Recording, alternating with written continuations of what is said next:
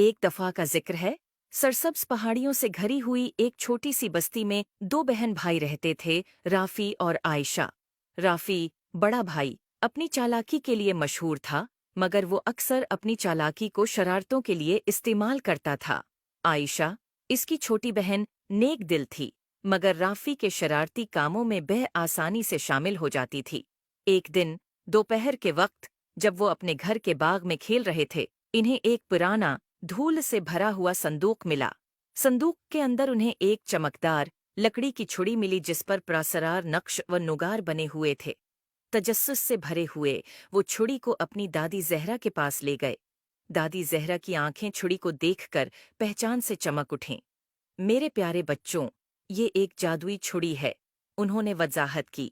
ये ख्वाहिशात पूरी कर सकती है, मगर याद रखो, इसे अक्लमंदी और नेकी के साथ इस्तेमाल करना चाहिए। अगर उसे खुद गर्जी या बेवकूफ़ी से इस्तेमाल किया गया तो ये मुश्किलात पैदा कर सकती है। जो दादी जहरा की वार्निंग को नज़रअंदाज करते हुए राफी ने फौरन एक बड़ी मिठाई के ढेर की ख्वाहिश की। अचानक कमरा मिठाइयों, चॉकलेट्स और केकस से भर गया। आयशा खुशी से चला उठी, मगर जल्द ही उन्हें एहसास हुआ कि मिठाइयाँ इतनी ज्यादा हैं कि वो खा नहीं सकते, और पूरा घर एक चपचपी जिंदगी में बदल गया। जिंदगी की परवाह किए बगैर राफी ने दूसरी ख्वाहिश की। इस बार इसने एक सुनहरी साइकिल की ख्वाहिश की। एक चमकदार सुनहरी साइकिल जाहिर हुई, मगर ये इतनी भारी थी कि चलाने में मुश्किल थी, और जैसे ही राफी ने उसे चलाने की कोशिश की, वो टूट गई। मायूस होकर इसने एक के बाद एक ख्वाहिश करना जारी रखा। हर एक ख्वाहिश का नतीजा किसी न किसी मुसीबत में निकला। आयशा, जो ये सब देख रही थी, इसे दादी जहरा की बातें याद आईं।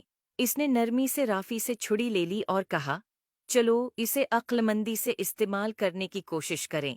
राफी, शायद हमें ऐसी चीज की ख्वाहिश करनी चाहिए जो दूसरों की मदद करे।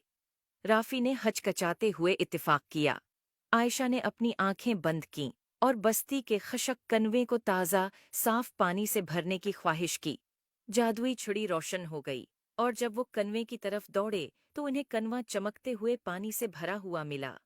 देहाती खुशी से झूम उठे और राफी और आयशा का शुक्रिया अदा करने लगे। उन्होंने जो खुशी बस्ती को पहुंचाई, उसको देखकर राफी ने जादुई छुड़ी की हकीकी ताकत को समझा। इसने अपनी पछली बेवकूफ़ियों के लिए आयशा और दादी जहरा से माजरत की।